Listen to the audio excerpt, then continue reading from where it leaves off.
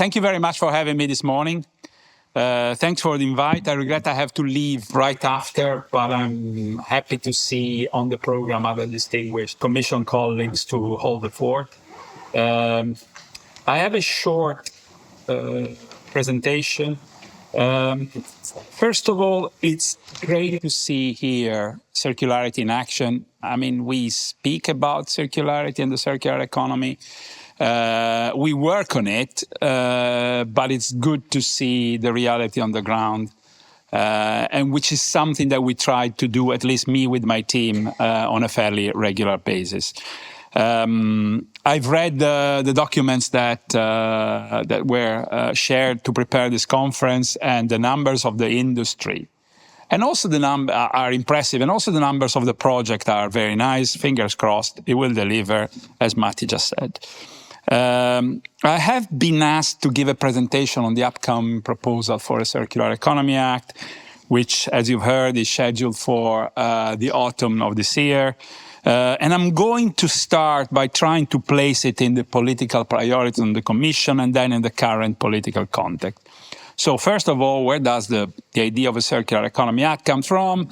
It comes from President von der Leyen's political priorities.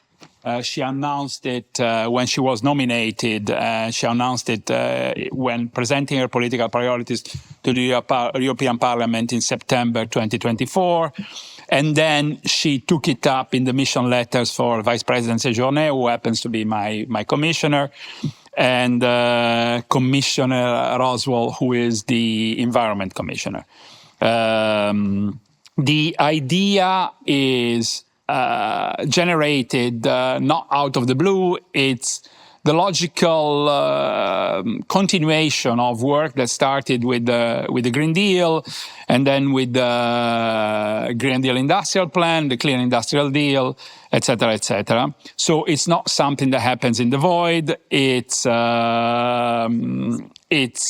part of the headline political priorities of the Commission, and it's one of the flagship initiatives of the Commission for this year. Not of DG GROW, not of DG Environment, of the European Commission.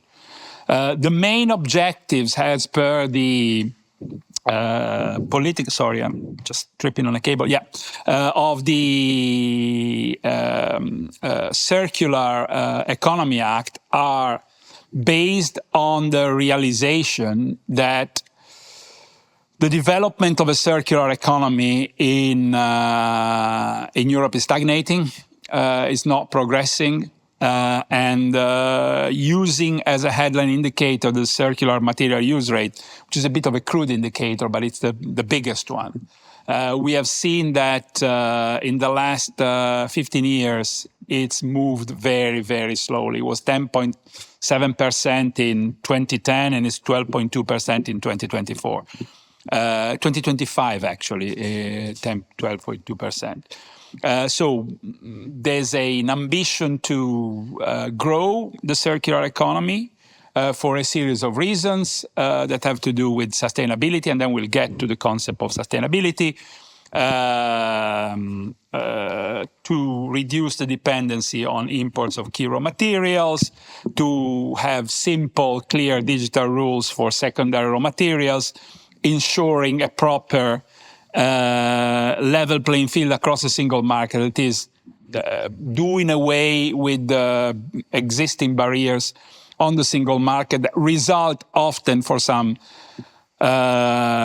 considerable and or critical waste streams in producers having a more convenient life in exporting what is feedstock, which is important feedstock, rather than circulating it on the internal market. And one thing that I realized recently, I haven't worked on waste legislation for long, is that we still, in European legislation for waste, talk about cross-border shipping and exports referring to internal market, which is just insane. I mean, I've worked on the internal, I've been with the Commission since, when Jacques Delors was president and the member states were 12.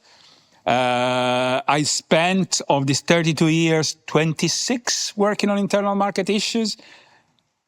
And finding myself in 2026 with a situation like this, it just, no, this can't go on. So this is one of the ideas we have, is try to analyze critically the existing barriers that prevent materials from circulating and from and that push them to become waste that is either exported or disposed of.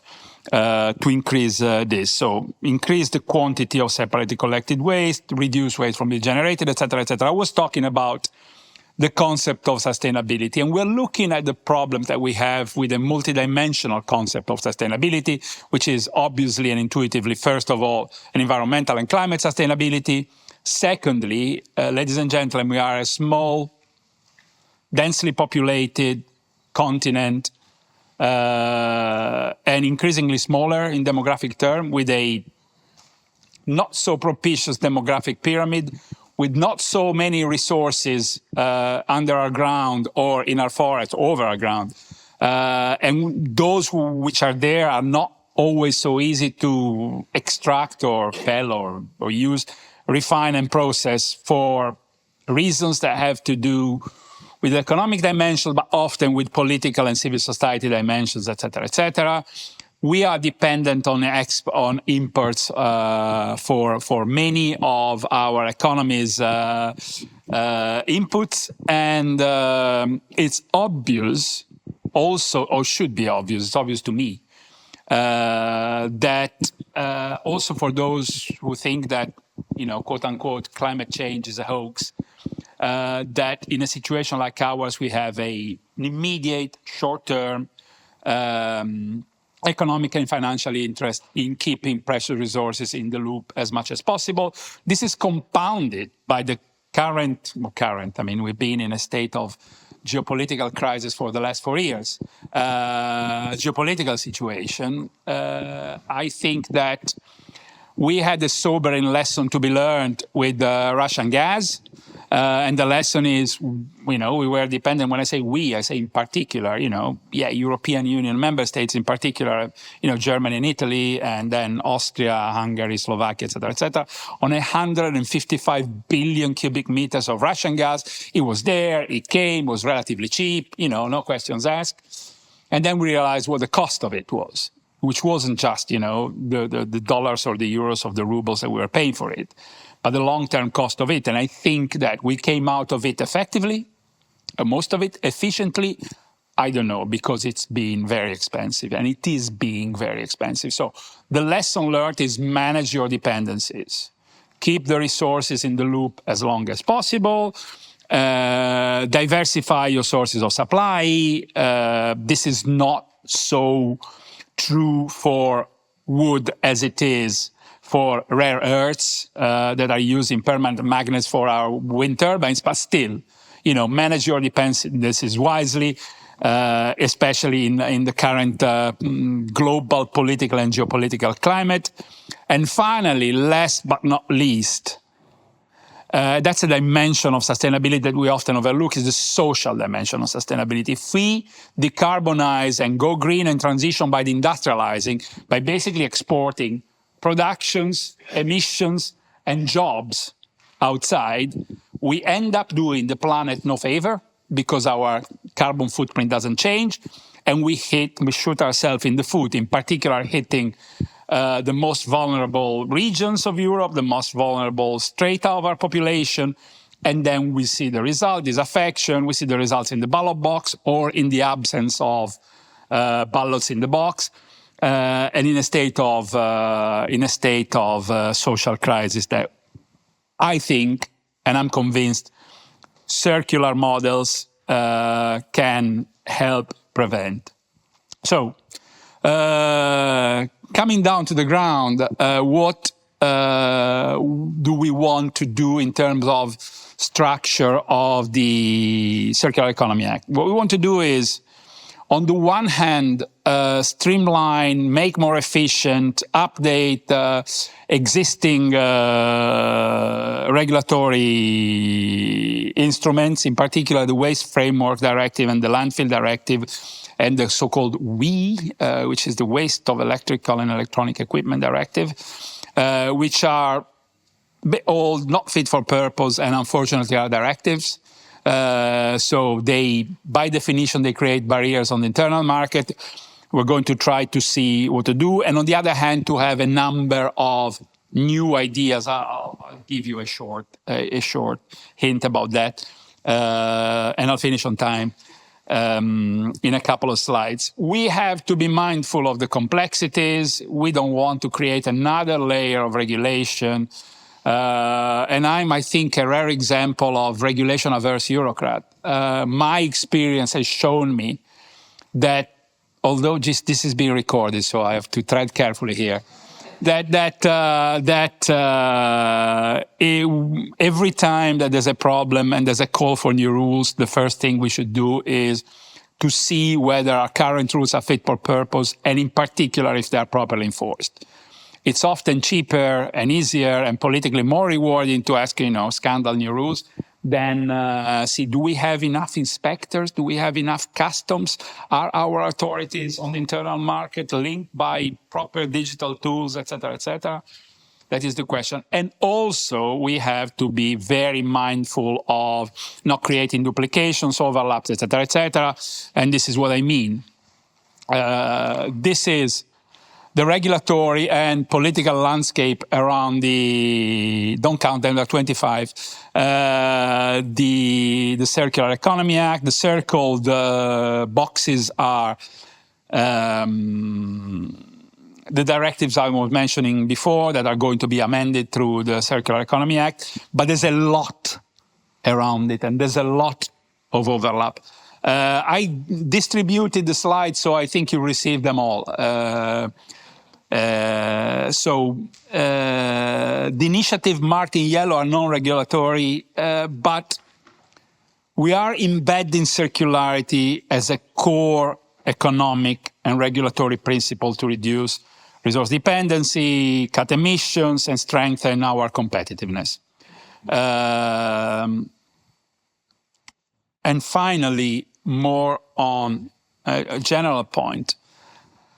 I was mentioning what we intend to do in terms of provisions. We want to have demand side and supply side provisions. Demand is the usual lever that we have, which is circularity in public procurement, which is being used, I have to say, increasingly and increasingly smartly in recent political and regulatory initiatives, the Net Zero Industry Act, the Critical Raw Materials Act, now the Industrial Accelerator Act, et cetera, et cetera. We want to work on this side, being mindful of the fact that we're also revising the framework legislation on public procurement, so the complexity is just mind-boggling.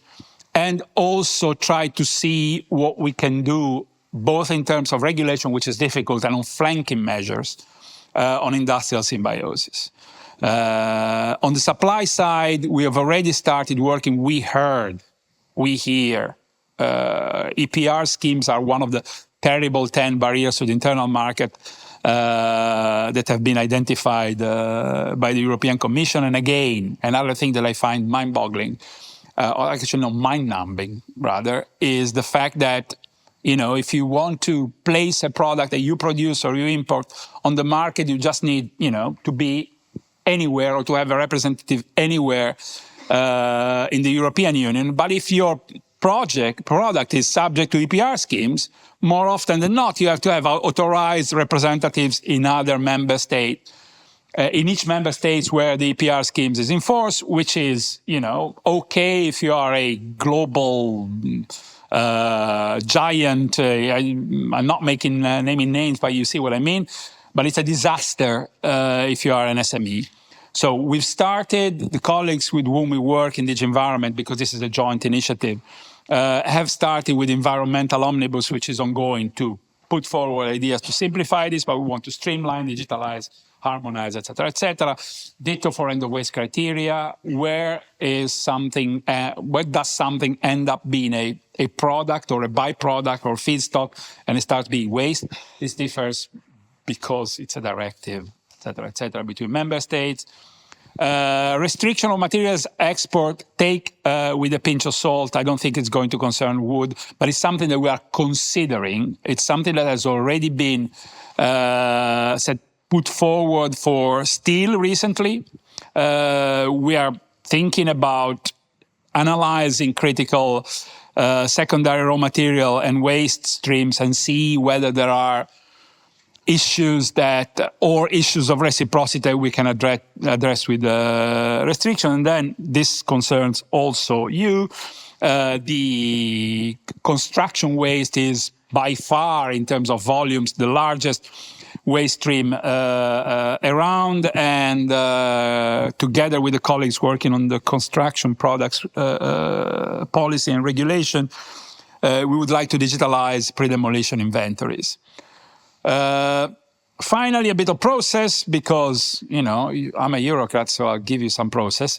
We had a public consultation. Between the public consultation and the call for evidence, we had about 1,800 contributions, which have been analyzed and ideas have been extracted. We've had a targeted stakeholder consultation and SME panel, which finished last week. And we're going to have a final stakeholder workshop at the end of April. We're going to finalize the plan is to finalize the impact assessment in the summer and then have an adoption by end of September if there are no problems or complexities that we haven't foreseen or political time for reflection. 10:34. 1 minute ahead of schedule. Thank you very much for listening.